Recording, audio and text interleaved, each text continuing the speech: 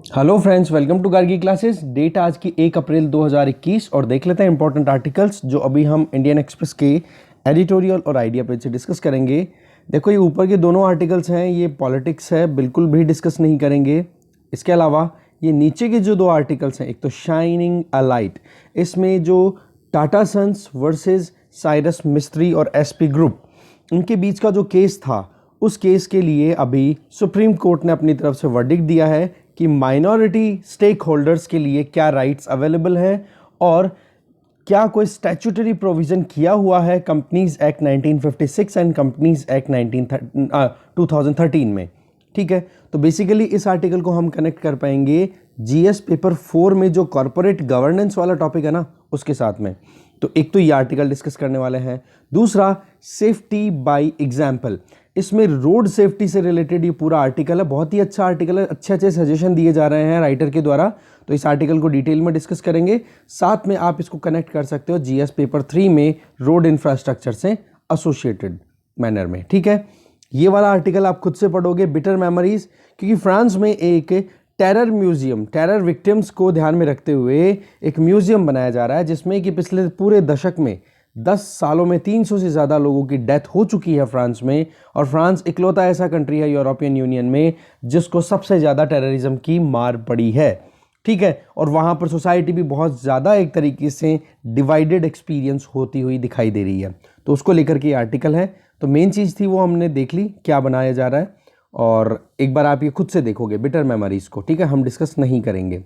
दूसरी तरफ चलें, आइडिया पेज पे हम पहला आर्टिकल डिस्कस करेंगे, that will be beyond with USA और अगेंस्ट यूएसए। अब यूएसए की जो नया एडमिनिस्ट्रेशन जो आया है, जो बाइडेन एडमिनिस्ट्रेशन, उसमें अभी जो नए प्रोविजंस हैं फॉरेन पॉलिसी को लेकर के, वो कुछ ऐसे हैं कि ना तो 100% कोई दुश्मन होगा यूएसए का, ना 100% कोई दोस्त होगा। यूएसए इशू बेसिस पे अब अलग अलग कंट्रीज़ को ट्रीटमेंट प्रोवाइड करने वाला है। और ये चीज़ कहीं ना कहीं जो स्टैब्लिशमेंट है यूएसए का, उसकी तरफ से अलग अलग स्टेटमेंट्स में ये चीज़ दिखाई देती है। तो बेसिकली इस आर्टिकल को आप कनेक्ट कर सकते हो जीएस पेपर 2 के साथ में, क्योंकि इंडिया का रिलेशन यूएसए के साथ कैसा रह सकता है। तो फिलहाल यूएसए की फॉरेन पॉलिसी क्या है उसके बारे में हम जानेंगे। अच्छा आर्टिकल है, देखेंगे इसको। और ये अगेंस्ट हर चॉइस, देखो, जो medical termination of pregnancy MTP bill, देखो पहले तो 2020 में तो पारित हो गया था, पिछले साल तो पारित हो गया था, कहाँ पे, लोकसभा में, और अभी पारित कर दिया गया है राज्यसभा में। उसी को लेकर के ये आर्टिकल लिखा है, जिसमें ये बताया गया है कि डेमोक्रेसी की जो मेन वैल्यूज़ है ना, जिसमें डिस्कशन, डेलिब्रेशन, डिबेट की हम बात करते हैं, उसके बाद में कानून बनाए जाते हैं। बोलो वो चीज़ें मिसिंग है इस कानून को लाने में, नंबर 1। नंबर 2, इसमें जो भी अबॉर्शन की जो टाइम लिमिट है वो एक्सटेंड करने की बात की गई है, पर वो एक्सटेंशन अनलिमिटेड पीरियड के लिए कर दिया गया है, जब तक कि केवल एक कंडीशन के बेसिस पे। वो कंडीशन क्या है कि अगर जो फीटस है, जो भ्रूण है, पेट में जो बच्चा है, अगर वो एबनॉर्मल है तो। और दूसरा, इसके अलावा कि यहाँ पर जो ऑटोनॉमी है, वुमेन ऑटोनॉमी, कि हाँ उनकी खुद की लाइफ है, रिप्रोडक्शन के लिए जो उनकी खुद की विल होती है, वो चीज़ें भी कहीं ना कहीं कॉम्प्रोमाइज़ होती हुई दिखाई दे रही हैं। तो पॉइंट यहाँ पर ये है, जो हम यहाँ पर मेन जो बात कर रहे हैं वो ये कि मेडिकल टर्मिनेशन लॉ, इसके बारे में एक आर्टिकल तो हम ऑलरेडी डिस्कस कर चुके हैं, वहाँ पर टेक्निकलिटीज़ थी, राइट। इस आर्टिकल में स्ट्रेट फॉरवर्ड बातें हैं कि डिस्कशन कम हुआ, फार्म लॉज को भी इसी तरीके से जल्दबाजी में पारित करवा दिया गया था, और पारित मतलब जो स्टेक होल्डर्स हैं उनके साथ में प्रॉपर डिस्कशन ना होने की वजह से प्रॉब्लम हुई कि आज फार्मर्स जो हैं वो प्रोटेस्ट करने के लिए रोड पे बैठे हुए हैं। इसके अलावा इस बिल के अंदर जो वुमेन है, जो रिकॉग्निशन मिला है वुमेन को, वो इस तरीके से है जिसको सिस जेंडर एक तरीके से टिल्ट देखा जाता है। सिस जेंडर का मतलब होता है SISGENDER, राइट। सिस जेंडर का मतलब होता है कि किसी भी इंडिविजुअल को उसकी खुद की आइडेंटिटी का सेंस हो, और वो सेंस ऑफ आइडेंटिटी मैच कर रहा हो जब बर्थ के टाइम पे जो सेक्स उसको अलोकेट किया गया था। जैसे मान लो कोई बच्चा है, वो अगर जन्म के टाइम पे पता पड़ता है कि हाँ इसका सेक्स है, वो फीमेल है, राइट। अब वो जैसे जैसे बड़ा होती चली जाती है वो लड़की, तो उसके बाद में उसकी आइडेंटिटी फीमेल की ही बनी रहती है, तो वो हो जाती है सिस जेंडर। दैट मीन्स कि अभी जो एक औरत है, वुमन है, वो फीमेल की कंसिडरेशन में रही थी जन्म से लेके अब तक, ठीक है। और इसमें क्या हो गया, सिस जेंडर हो गया। अब इस केस में मान लो कि कोई बच्चा है जिसका जेंडर फीमेल है और वो बड़ा होते होते धीरे धीरे वो ट्रांसजेंडर में कन्वर्ट हो जाता है, तो इसके चलते क्या हो जाएगा कि इस मेडिकल टर्मिनेशन प्रेगनेंसी वाले इस एक्ट में ट्रांसजेंडर्स को कोई रिकॉग्निशन नहीं मिला है। तो इस चक्कर में क्या हो गया, ये सिस जेंडर वाला एक बिहेवियर देखने को मिलता है। कहने का मतलब कंसिडरेशन किसका मिला है, सिस जेंडर का। ठीक है, तो चीज़ें वही बताई जा रही हैं कि पार्लियामेंट्री फंक्शनिंग के अंदर बहुत सारी चीज़ें ऐसी है जिन पर अभी सरकार को ध्यान देने की ज़रूरत है, डिस्कशन होना चाहिए, सेलेक्ट कमिटीज़ के पास में जाना चाहिए, ये सारी चीज़ें बताई हुई है। तो जिस तो हमने देख लिया, बाकी आप डिटेल में खुद से पढ़ोगे। अब जो इंपॉर्टेंट आर्टिकल्स हैं उनको डिटेल में देखते हैं। फर्स्ट आर्टिकल है शाइनिंग अ लाइट। सुप्रीम कोर्ट का जो वर्डिक्ट आया है टाटा सन्स एंड मिस्त्री केस में, ये बहुत ही अच्छा एक रिजल्ट निकला है, जिससे कि टाटा ग्रुप को जो जितनी परेशानियों का सामना करना पड़ रहा था पिछले कुछ सालों में, उस परेशानी का एक हल निकल के आया है। Basically national company law appellate tribunal ने जो ऑर्डर दिया था, उस ऑर्डर को सुप्रीम कोर्ट ने बिल्कुल डिस्कार्ड कर दिया और ये कहा कि टाटा सन्स की जो क्लेम है वो बिल्कुल सही है, साइरस मिस्त्री की क्लेम जो है वो इतनी ज़्यादा स्ट्रॉन्ग नहीं है। तो बेसिकली बात क्या थी कि जो माइनॉरिटी शेयर होल्डर्स होते हैं, बोला उनके राइट्स को लेकर के इशू था पूरा का पूरा। देखो, मेजॉरिटी शेयर होल्डर कौन होते हैं, जिनके पास में 50% या उससे ज़्यादा के शेयर्स हों। माइनॉरिटी शेयर होल्डर्स कौन होते हैं, जिनके पास में 50% से कम हो बट हेल्दी शेयर होल्डिंग हो। जैसे कि यहाँ पर अगर साइरस मिस्त्री ग्रुप की अगर बात करें ना, तो टाटा ग्रुप के अंदर 18.4% शेयर्स हैं मिस्त्री ग्रुप के, बट टाटा सन्स के पास में जो है वो 50% या उससे ज़्यादा है। कहने का मतलब मेजॉरिटी शेयर होल्डर और माइनॉरिटी शेयर होल्डर का जो डिस्क्रिमिनेशन था वो एक तो हमें समझ में आता है। दूसरा, कोर्ट ने क्या कहा है कि जो माइनॉरिटी शेयर होल्डर्स हैं, अगर उनका इन्वेस्टमेंट अच्छा खासा है, तो इसका मतलब ये नहीं है कि उनको ऑटोमेटिकली जो बोर्ड ऑफ डायरेक्टर्स हैं वहाँ पर उनको सीट अलॉट कर दी जाएगी। कोई भी प्राइवेट कंपनी में माइनॉरिटी शेयर होल्डर्स के इंटरेस्ट प्रोटेक्ट करने के लिए हमारे यहाँ पर कोई स्टैट्यूटरी ऑब्लिगेशन नहीं है, कोई कानून नहीं है। पर हाँ, एक चीज़ ध्यान रखना, जो स्मॉल शेयर होल्डर्स हैं जिनकी इन्वेस्टमेंट 20,000 तक है, 20,000 से ज़्यादा नहीं, 20,000 रुपये तक है, तो उनके इंटरेस्ट को प्रोटेक्ट करने के लिए कंपनीज एक्ट 2013 के सेक्शन 151 के अंतर्गत जो ये स्मॉल शेयर होल्डर्स है ना, इनका रिप्रेजेंटेशन रखने के लिए एक डायरेक्टर अपॉइंट कर दिया जाएगा। तो कहने का मतलब ये है कि स्मॉल शेयर होल्डर्स के लिए तो प्रोटेक्शन प्रोवाइडेड है स्टैट्यूटरीली कानून के अंतर्गत, पर जो माइनॉरिटी शेयर होल्डर्स हैं उनके लिए कोई ऑब्लिगेशन स्टैट्यूटरीली अवेलेबल नहीं है। तो इसमें क्या हो गया, साइरस मिस्त्री की जो डिमांड थी कि एग्जीक्यूटिव जो पोस्ट है वो साइरस मिस्त्री को मिले, तो उस चीज़ के ऊपर सुप्रीम कोर्ट ने टाटा सन्स या टाटा ग्रुप को फेवर किया है। बेसिकली आप देखोगे अभी साइरस मिस्त्री ग्रुप की अगर बात करें तो इनके पास में होल्डिंग कितनी है, 18.4%। दूसरी तरफ एक और है माइनॉरिटी ग्रुप जिसका नाम है एसपी ग्रुप। ठीक है, तो इन दोनों ग्रुप्स ने मिलकर के और फिर बाद में ये पिटीशन डाली थी सुप्रीम कोर्ट में। बट जो कंपनीज एक्ट 1956 और कंपनीज एक्ट 2013 दोनों में ऐसा कोई प्रोविज़न नहीं है। बस प्रोविज़न है तो किसके लिए है, केवल स्मॉल शेयर होल्डर। और स्मॉल शेयर होल्डर कौन होते हैं, जिनका इन्वेस्टमेंट 20,000 से कम हो। ठीक है, उनके लिए प्रोटेक्शन है। तो ये जो अच्छा आगे और क्या कहा है कि अगर इनको कुछ भी काम करना है, जैसे माइनॉरिटी शेयर होल्डर्स हैं, उनको अगर अपनी पार्टिसिपेशन इंश्योर करनी है या लीडर की पोस्ट पे पहुंचना है, तो जब भी आर्टिकल ऑफ एसोसिएशन वाला एग्रीमेंट साइन हो ना, जब एग्रीमेंट साइन करो, जब आप वेंचर लॉन्च करो, दोनों एक साथ कोलैबोरेट करके और कुछ बड़ी कंपनी लॉन्च करो, तो उस एग्रीमेंट में जो कुछ भी डिटेल्स हो, उस डिटेल में ये चीज़ मेंशन करने की ज़रूरत है कि हाँ आगे क्या करना है, कि हाँ जो माइनॉरिटी शेयर होल्डर्स हैं उनको कितनी पोस्ट मिलेगी।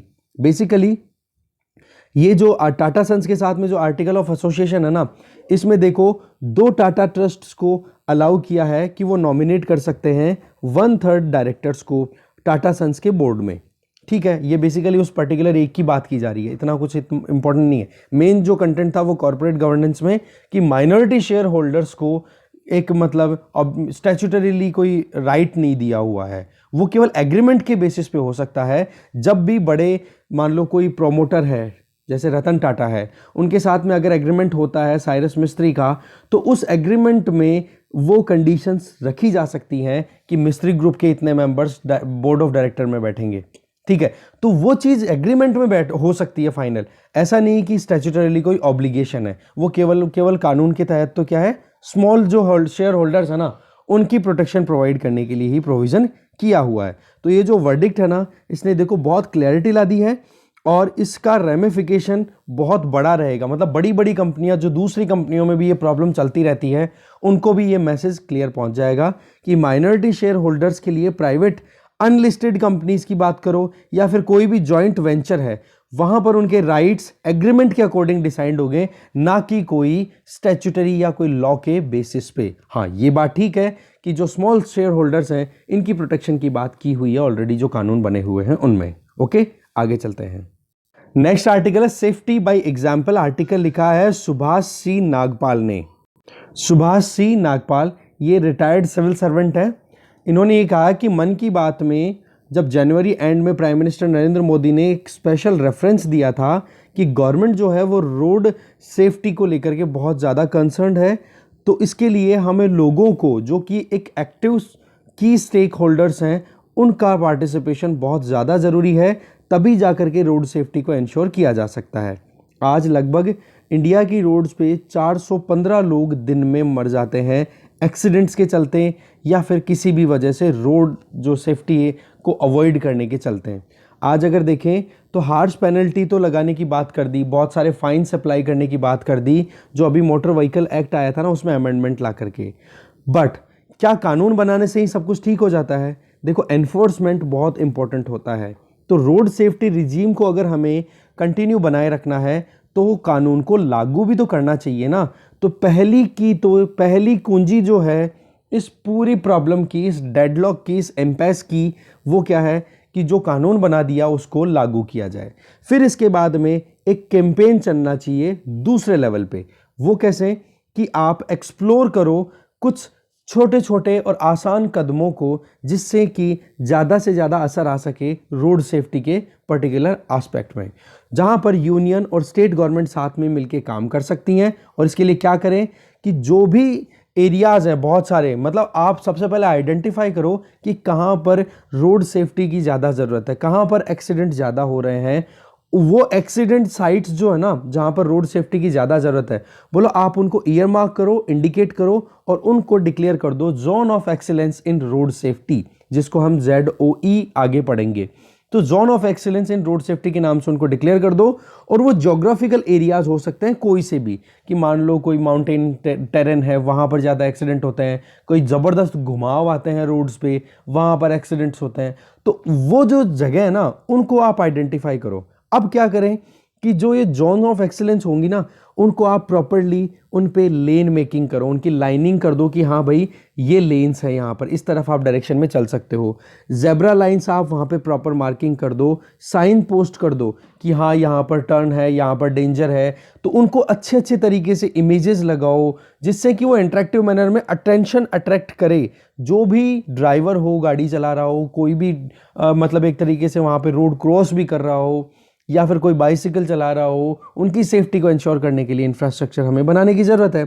तो वहाँ पर साइंस डिप्लॉय किए जा सकते हैं, पिक्टोरल इमेजेस लगाई जा सकती है, पिक्चर्स लगाई जा सकती हैं, इंस्ट्रक्शंस लगाए जा सकते हैं वर्ड्स में भी और इमेजेस में, जैसे कि आसानी से समझे जा सकें। ठीक है, इसके अलावा रेगुलर एजुकेशन भी दी जाए रोड सेफ्टी के लिए रोड यूजर्स को।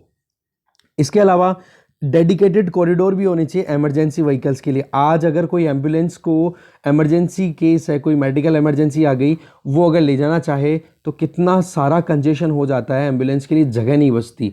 जबकि होना क्या चाहिए कि एक बीच में एक डेडिकेटेड कॉरिडोर बिल्कुल क्लीन होना चाहिए, तब जा कर के आप सेफ्टी इंश्योर कर सकते हो इमरजेंसी कंडीशन में। तो करेक्टिव एक्शन लेने की ज़रूरत है। और इसमें सबसे इंपॉर्टेंट तो कि जो ब्लैक स्पॉट्स है ना, जहाँ पर बिल्कुल अंधे हो जाते हैं ड्राइवर, चाहे वो घुमाव की जगह हो या फिर कोई ऐसी ज्योग्राफिकल लोकेशन हो जहाँ पर ड्राइवर्स बिल्कुल एकदम चलाते टाइम पे एकदम ब्लैंक हो जाते हैं, या फिर लोगों को आइडिया ही नहीं रहता कि क्या करना है। ठीक है, तो उनको ब्लैक स्पॉट्स को प्रायोरिटी ZOE के तौर पे पॉइंट आउट करो। फिर इसी बीच में आप कुछ टेम्परेरी मेजर्स भी लो। कि हाँ कि बीच बीच में ब्रेकर लगा दिए या फिर उनको स्पीड कम करने के लिए इंडिकेट कर दिया कि भाई इससे ज़्यादा स्पीड अगर आप करोगे तो आपका चालान कटेगा। उनको गाइड करो, ट्रैफिक रूल्स उनके लिए प्रॉपरली इम्प्लीमेंटेबल हो और समझने लायक हो, ऐसे करके आप काम कर सकते हो। इसके अलावा क्या करने की ज़रूरत है कि देखो हमें कुछ इनेबलिंग कंडीशंस भी प्रोवाइड करनी होगी, जैसे कि हैंडीकैप फ्रेंडली जो फुटपाथ्स हैं वो डेवलप किए जाए। साथ में जो साइकिलिंग करने वाले होते हैं, साइकिलिस्ट या पेडेस्ट्रियन जो पैदल चलते रहते हैं, उनके लिए बहुत सही व्यवस्था करने की ज़रूरत है, क्योंकि आज साइकिलिंग जो रात को लोग करके जाते हैं जिनके पास में खुद के पर्सनल दूसरे ऑटोमेटिक व्हीकल नहीं होते, ऑटोमोबाइल्स नहीं होते, तो उन साइकिलिंग वालों को लोग चलते उड़ा जाते हैं, एक्सीडेंट कर देते हैं उनका। तो उनको भी कहीं ना कहीं स्पेस प्रोवाइड होना चाहिए रोड पे। पैदल चलने वाले यात्रियों के लिए भी स्पेस होना चाहिए।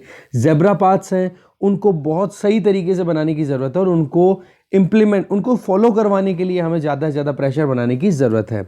इसके अलावा इनबिल्ट सेफ्टी मैकेनिज्म पर भी ध्यान देने की ज़रूरत है कि हाँ व्हीकल जो है वो भी स्मार्ट क्रिएट हो सके हमारे। अगर हम देखें, देखो राउंड द क्लॉक चेक्स की तो ज़रूरत है ही, मतलब कि ऐसा नहीं कि एक बार आपने इंफ्रास्ट्रक्चर बना दिया फिर उसके बाद में ना मेंटेनेंस है ना उसकी कोई सुध ली जा रही है। तो बेसिकली पॉइंट क्या है, राउंड द क्लॉक चेक्स होनी चाहिए। एनफोर्समेंट को एडहेरेंस के बेसिस पे काम करने की ज़रूरत है कि जो कानून बन गया उसको प्रॉपरली इंप्लीमेंट किया जाए।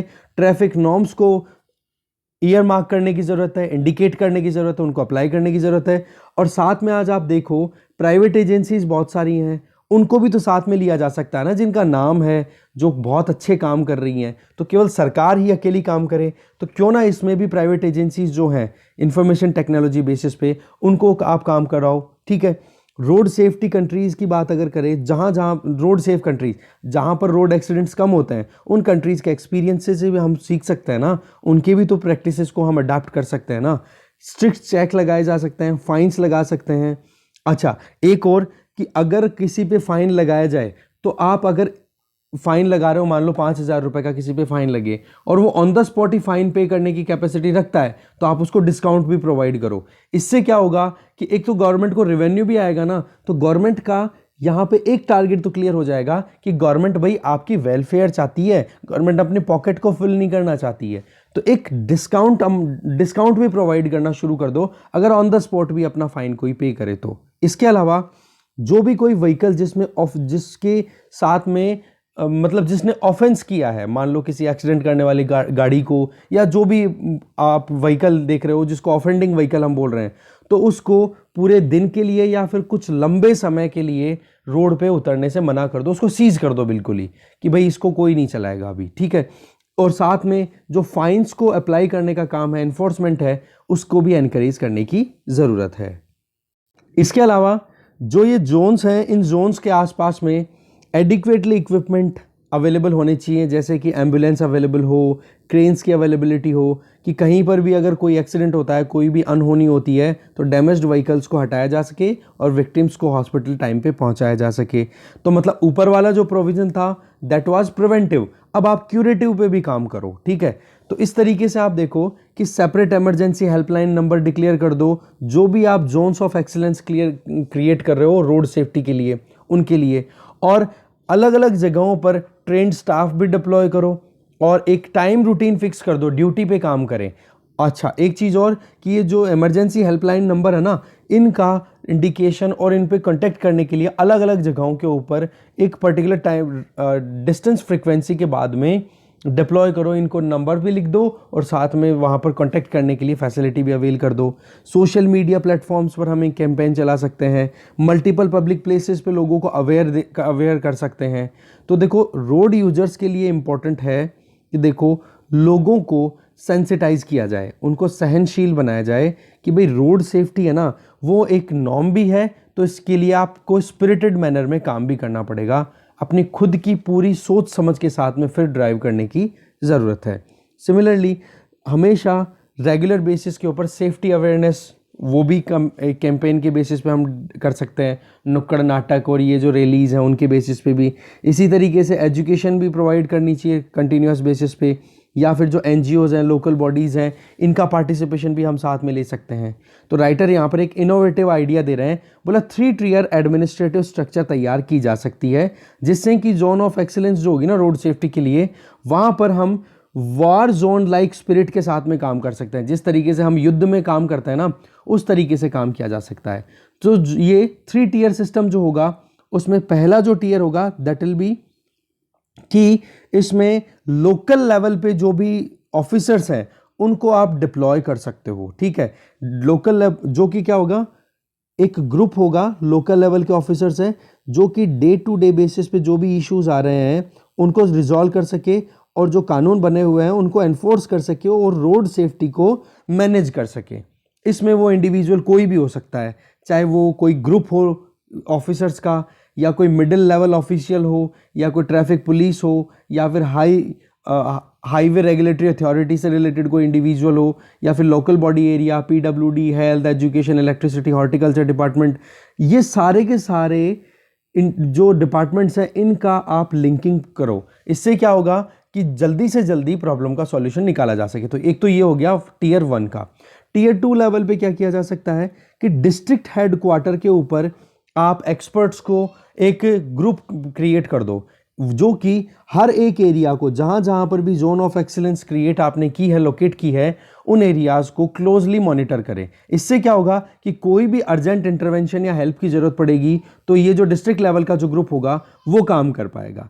फिर जो 3rd टियर जो ग्रुप होगा वो हो जाएगा आपका, जहां पर यूनियन और स्टेट मिनिस्टर के साथ में जो टॉप लेवल के एडमिनिस्ट्रेटर्स हैं वो साथ में मिलकर के काम करें। इससे क्या हो जाएगा कि वो टॉप लेवल पे प्लान कर पाएंगे और फिर ये मशीनरी प्रॉपर्ली काम कर पाएगी। तो रोड सेफ्टी को हमें कहीं ना कहीं बहुत ज़्यादा अटेंशन देने की ज़रूरत है। देखो ये जो प्रपोज मॉडल है ना, ये जो मॉडल बताया इन्होंने 3 टियर मॉडल, बोले कि इसमें अगर इम्प्लीमेंटेशन आ जाती है ना तो इसका बहुत फ़ायदा मिलेगा, और इसके लिए गवर्नमेंट को प्राइवेट सेक्टर, एनजीओज और कॉमन लोगों के साथ में मिलकर के फिर काम करने की ज़रूरत है। क्योंकि रोड सेफ्टी को एक मिशन मोड में हम अगर टारगेटेड मैनर में काम करेंगे ना, तब जाकर हमें आउटपुट मिलना शुरू होगा। हमें culture of traffic discipline promote करने की ज़रूरत है कि ट्रैफिक को डिसिप्लिन, मतलब ट्रैफिक डिसिप्लिन को फॉलो करना बहुत अच्छी बात है। जैसे कि आप ट्रैफिक लाइट के सामने कहीं खड़े हो रेड लाइट पे, तो कोई अगर आपको क्रॉस कर रहा है तो ऐसा नहीं कि आप इन्फीरियरिटी कॉम्प्लेक्स लेकर के आ रहे हो और उसके पीछे पीछे आपने भी क्रॉस करनी शुरू कर दी।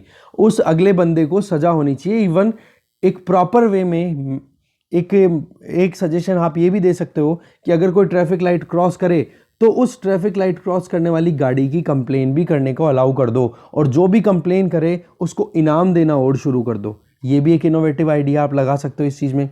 तो एक हमारे यहाँ पर अगर रोड्स पे बहुत सुंदर तरीके से अगर लेन्स में व्हीकल चलेंगे तो इससे बढ़िया और क्या हो सकता है। एक रिस्पॉन्सिबल सिटीजन का जो रोड बिहेवियर है वो हमें इम्प्रूव करने की ज़रूरत है। ठीक है, और ये जो आइडिया है जिसको हम जोन ऑफ एक्सीलेंस के इर्द गिर्द ही देख रहे हैं, उसको हम कंट्री के अलग अलग एरियाज़ में भी इम्प्लीमेंट करते चले जाना है, तब जाकर के रोड सेफ्टी इंश्योर कर पाएंगे। आगे चलते हैं। नेक्स्ट आर्टिकल है बियॉन्ड विद यूएस और अगेंस्ट यूएस। तो यूएसए की फॉरेन पॉलिसी को डिकोड कर रही है यहाँ पर मोनाली चौधरी। तो इन्होंने ये कहा कि कस्टमरी अगर पॉइंट ऑफ व्यू से देखें, मतलब अभी तक का जो एक्सपीरियंस था हमारा, उसमें देखो अगर इंडो यूएस रिलेशनशिप को हम एनालाइज करें तो क्या चीज़ निकल के आ रही थी। कभी तो ह्यूमन राइट्स का नाम लिया जाता है, तो कभी हम देखते हैं कि डेमोक्रेसी का इरोजन हो रहा है। तो इन दोनों मुद्दों पर तो यूएसए और इंडिया दोनों एक दूसरे के अगेंस्ट में हैं। ठीक है, और अगर दूसरी बात करें कि कॉमन थ्रेट कौन है, चाइना की अगर बात करें तो दोनों के दोनों एक जगह पे मिलेंगे। तो बेसिकली अगर पिछले कुछ सालों की अगर बात करें तो वहाँ पर तो इंडिया और यूएस रिलेशन में ह्यूमन राइट्स और इरोजन ऑफ डेमोक्रेसी, इसको इतना ज़्यादा ध्यान में ना रख करके कॉमन एनिमी कौन है उस पर ध्यान रख करके दोनों की रिलेशनशिप बहुत स्ट्रॉन्ग रही। तो बेसिकली ये तो रही कस्टमरी अप्रोच कि हाँ या तो दुश्मन या फिर दोस्ती, ये चलता रहा। तो mutual national security, economic benefits, अब ये एक और की मतलब कुछ की पॉइंट्स और ऐड होने लग गए हैं दोनों कंट्रीज़ की कन्वर्जेंस में। क्या कि भाई हम नेशनल सिक्योरिटी को ध्यान में रख के काम करेंगे, ट्रेड हमारा ज़्यादा होगा, इकोनॉमिक एंगेजमेंट ज़्यादा होंगे, बेनिफिट ज़्यादा होंगे, तो बोलो उनके सामने ह्यूमन राइट्स और डेमोक्रेसी का इरोजन ज़्यादा इंपॉर्टेंट मैटर नहीं करता है। बट अभी प्रॉब्लम क्या आ रही है कि यूएसए की जो नई, आप कह सकते हो ना, नई फॉरेन पॉलिसी आई है, उसमें कुछ नई चीज आई है। वो ये कि कोई भी ना तो यूएसए का 100% दुश्मन बनेगा और ना कोई 100% फ्रेंड बनेगा। मतलब जो क्लियर कट डिवीजन होता था ना, वो नहीं है। अब USA self interest point of view से काम करेगा, ना कि ये कि हाँ दूसरा कंट्री क्या काम कर रहा है। आज यूएसए की जो फॉरेन पॉलिसी का नया जो डॉक्यूमेंट आया है, उसमें trade, climate change, national security, human rights, ये अलग अलग कैटेगरीज में प्रिंसिपल डिफाइन कर लिए। और अब आप देखोगे अलग अलग कैटेगरीज में अलग अलग ट्रीटमेंट अलग अलग कंट्रीज को प्रोवाइड किया जाएगा। जैसे ट्रेड में इंडिया के साथ अच्छा रिलेशन रह सकता है। क्लाइमेट चेंज, दोनों की कन्वर्जेंस है। सिक्योरिटी की अगर बात आए तो भी कहीं ना कहीं कन्वर्जेंस है। बट ह्यूमन राइट्स की बात आएगी तो यूएसए इंडिया के अगेंस्ट में वोट कर सकता है, इंडिया के अगेंस्ट में जाता हुआ दिखाई दे सकता है। तो ये एक पैराडाइम शिफ्ट देखने को मिल रहा है यूएसए की, जो अभी नई फॉरेन पॉलिसी आई है जो बाइडेन एडमिनिस्ट्रेशन के आने के बाद में। सिमिलरली यूएसए की अप्रोच चाइना के साथ में क्या रहने वाली है। डोनाल्ड ट्रंप के टाइम में तो हमने क्या देखा कि चाइना के साथ में हर एक तरीके से बिल्कुल डिसएंगेजमेंट या फिर बिल्कुल दुश्मन ही समझ रखा था। बट अभी जो अप्रोच देखी गई है, इस अप्रोच को हम सीधा, एक बार मैं आपको नीचे वाला पैराग्राफ में लेके जाता हूं, फिर वापस आ जाएंगे हम इस पे। इस अप्रोच को आप समझ सकते हो कि 2021 में जब US secretary of state Antony Blinken ने अपनी तरफ से जो स्टेटमेंट दिया, उसमें क्या कहा कि चाइना के रिलेशन इंडिया और यूएसए के साथ में बहुत इंपॉर्टेंट है। हम आगे चलने का स्कोप भी रखते हैं, तो हमारे बीच में बहुत सारी मुश्किलें भी हैं, एडवर्सरियल एस्पेक्ट भी हैं, जहां पर दुश्मनी भी है। तो हम कंपीट भी करते हैं, तो हम कोऑपरेट भी करते हैं। तो बेसिकली 3 C's पे बेस्ड, 3 C's पे बेस्ड अब यूएसए की फॉरेन पॉलिसी आ रही है, that is competition, cooperation and confrontation. बोले ये तीनों चीजें हम एक एक कंट्री के साथ में देखेंगे। ऐसा नहीं कि केवल कंपटीशन है तो हम किसी को डिस्कार्ड कर देंगे, कोऑपरेशन है तो हम उसको बिल्कुल 100% सपोर्ट करेंगे, और कहीं पर भी अगर कोई प्रॉब्लम आ रही है तो उसको सॉर्ट आउट करने के लिए हम कोऑपरेट करने के लिए भी रेडी हैं। तो पॉइंट यहां पर क्या आ रहा है, अप्रोच बहुत ज्यादा डिफरेंट है। पहले तो क्या था, ट्रेड ऑफ्स देखे जाते थे। ट्रेड ऑफ का मतलब कि अगर एक सेगमेंट में अगर फायदा हो रहा है तो दूसरे सेगमेंट को आप इग्नोर कर सकते थे। अभी क्या है, ट्रेड ऑफ वाला जो एटीट्यूड था यूएसए का, उसको यूएसए ने छोड़ने की शुरुआत कर दी है। इवन 1971 की बात करो तो उस टाइम पर जो यूएसए का बिहेवियर हुआ करता था ना, जो फॉरेन पॉलिसी को लेकर के जो अपनी खुद का टारगेट हुआ करता था, उसको बिल्कुल क्लियरली एक पॉलिटिकल साइंटिस्ट रहे हुए हैं ग्राहम एलिसन, उन्होंने ये कहा है कि भाई ये तो यूएसए की जो पॉलिसी है ना, वो बिल्कुल डिस्कार्ड हो चुकी है, बिल्कुल फेल हो चुकी है, जिसमें रैशनल एक्टर मॉडल के बेसिस पे काम करता है। मतलब कि यूएसए को फेवर कौन करता है, अगेंस्ट में कौन जा रहा है, जो फेवर करेगा हम उसको आंख मीच करके साथ देंगे, जो अगेंस्ट में है उसको बिल्कुल भी बख्शेंगे नहीं। तो यूएसए के इस मॉडल को, जिसको रैशनल एक्टर मॉडल बोला गया, बोले ये 1971 के टाइम पे ही डिस्कार्ड हो गया था। रही सही में 1962 में जो क्यूबन मिसाइल क्राइसिस होता है, जिसमें कि क्यूबा क्या है, एक socialist country, sorry communist country, जहां पर यूएसएसआर ने मिसाइल डिप्लॉय कर दी थी यूएसए को डराने के लिए। और ये आप चीज़ एनसीईआरटी की शायद 12th की बुक में है, पॉलिटिकल साइंस की जो बुक है उसमें आप अच्छे से देख लेना, ये पूरा मुद्दा अच्छे से समझाया हुआ है। तो बोलो उस टाइम पे बिल्कुल फेल हो गया था। बट अभी जो रिलेशनशिप देखने को मिल रही है, यूएसए की जो अप्रोच देखने को मिल रही है इंटरनेशनल रिलेशन में, वो बिल्कुल चेंज है। जैसे कि यहाँ पर क्या बोला जा रहा है, एग्जाम्पल क्लियर करके, मान लो ट्रेड की बात आ गई, तो ट्रेड के मुद्दे पर कंपटीशन देखा जाएगा कि कौन ज्यादा फायदा उठा पा रहा है। क्लाइमेट चेंज का मुद्दा अगर आ गया तो वहां पर चाइना यूएस रिलेशन कैसे रह सकते हैं, या चाइना इंडिया रिलेशन कैसे रह सकते हैं, कि कोऑपरेट करना है। पेंडेमिक के बाद में बात पर भी वो कोऑपरेट करने के लिए तैयार हैं। बट उसी टाइम पे ह्यूमन राइट्स की या नेशनल सिक्योरिटी की बात आ गई तो हो सकता है कॉन्फ्रंटेशन हो, एक दूसरे के सामने वो दुश्मनों की तरह खड़े मिले। तो अभी क्या आ रहा है कि यूएसए की जो नई फॉरेन पॉलिसी है उसमें स्मार्ट सैंक्शंस की बात की जा रही है। पहले तो क्या था कि भाई जिस कंट्री के साथ में यूएसए की बनती नहीं है, यूएसए के दुश्मन है, उस कंट्री पे 100% सैंक्शंस कि भाई ठीक है अब कोई रिलेशन नहीं रखा जाएगा। जैसे कि 1996 में जो सेकंड न्यूक्लियर टेस्टिंग हो गई थी, 1998 या 1996 कैसे पता नहीं क्यों लिखा है, ठीक है। 1996 के बाद में जब हमने न्यूक्लियर टेस्टिंग कर ली थी, पोखरण सेकंड कर लिया था, तो इंडिया पे यूएसए ने मतलब 100% सैंक्शंस लगा दिए थे। बट अब क्या अप्रोच अपनाएगा यूएसए कि भाई यूएसए के इंटरेस्ट कहाँ पर कन्वर्ज हो रहे हैं, उन इश्यूज को तो हम क्या करेंगे, सैंक्शन लगाएंगे नहीं, और जहां पर भी यूएसए के इंटरेस्ट को कॉन्फ्रंटेशन का सामना करना पड़ रहा है वहां पर सैंक्शन लगा देंगे। तो देखो बराक ओबामा के एडमिनिस्ट्रेशन के टाइम पे और डोनाल्ड ट्रंप के एडमिनिस्ट्रेशन के टाइम पे ये चीज़ कहीं ना कहीं क्लियर आई थी कि जब यूएसएसआर की रशिया के एक इंडिविजुअल जिनका नाम था, यहाँ पे देखो आप, सरगेई मैग्नित्स्की, ठीक है, मैग्नित्स्की ये बोल सकते हो आप इनको, जब इनको असैसिनेट करवा दिया गया था तब यूएसए ने मैग्नित्स्की अकाउंटेबिलिटी एक्ट 2012 के तहत रशिया पे बिल्कुल सैंक्शंस लगा दिए थे, एकदम क्लियर कट सैंक्शंस कि रशिया से कोई रिलेशन नहीं होगा। बट अभी क्या किया जाएगा, अभी ये रहेगा कि कौन सी एजेंसी, कौन सा पर्टिकुलर सेक्शन, कौन सा पर्टिकुलर एक ग्रुप यूएसए के अगेंस्ट में काम कर रहा है या ह्यूमन राइट्स के अगेंस्ट में काम कर रहा है या डेमोक्रेसीज के अगेंस्ट में काम कर रहा है, बोला उन पर तो लगा दिया जाएगा सैंक्शन, और बचे हुए उसी कंट्री के दूसरे जो ऑर्गेनाइजेशंस हैं जो कि यूएसए के इंटरेस्ट के अगेंस्ट में नहीं जा रहे हैं उनको अलाउ किया जाएगा। आप देखो ये हो गया स्मार्ट सैंक्शन।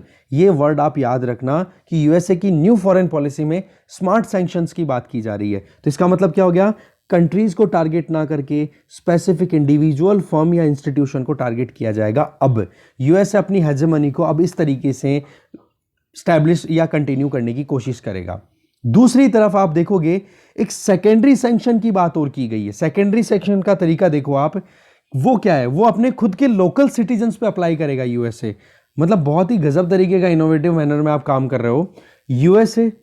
यूएसए के सिटीजन्स, अब इधर यूएसए को प्रॉब्लम है किसी ऑर्गेनाइजेशन ए से जो कि रशिया से ऑपरेट कर रहा है।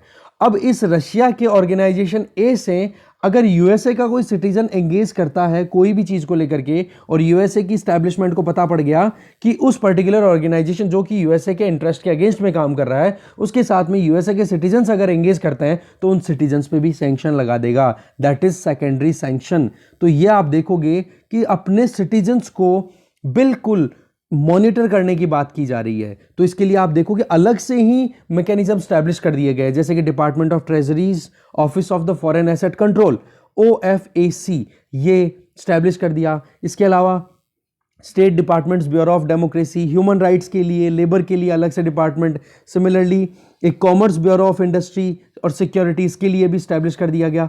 तो ये सारों का काम क्या होगा कि कौन सा मतलब सिटीजन किसी भी बाहर के एंटी यूएसए इंटरेस्ट काम करने वाले ऑर्गेनाइजेशन के साथ में एंगेज कर रहा है तो उनको भी लगाम लगाई जाएगी। तो देखो इंडिया की अगर बात करें ना, तो जो अभी तक हमारा रैशनल एक्टर पैराडाइम था ना, जिसमें कि हाँ हमारे साथ कौन है, कौन यूएसए का फ्रेंड है, कौन अगेंस्ट में, उस मुद्दे को तो देखो अब कहीं वो तो ट्रेड ऑफ पे चलता था कि हाँ कुछ फायदे हो रहे हैं, जैसे इकोनॉमिक बेनिफिट मिल रहा है, नेशनल सिक्योरिटी वाला बेनिफिट मिल रहा है, तो इंडिया के साथ में रिलेशन अच्छे बना लो, चाहे वो ह्यूमन राइट्स का वायलेशन हो या फिर वहाँ पर डेमोक्रेसी का एक तरीके से डिक्लाइन हो रहा हो। बट अब क्या होगा, ह्यूमन राइट्स के लिए अलग ट्रीटमेंट मिलेगा इंडिया को, और इकोनॉमी और नेशनल सिक्योरिटी को लेकर के या फिर कॉमन एनिमी को लेकर के एक अलग ट्रीटमेंट मिलेगा।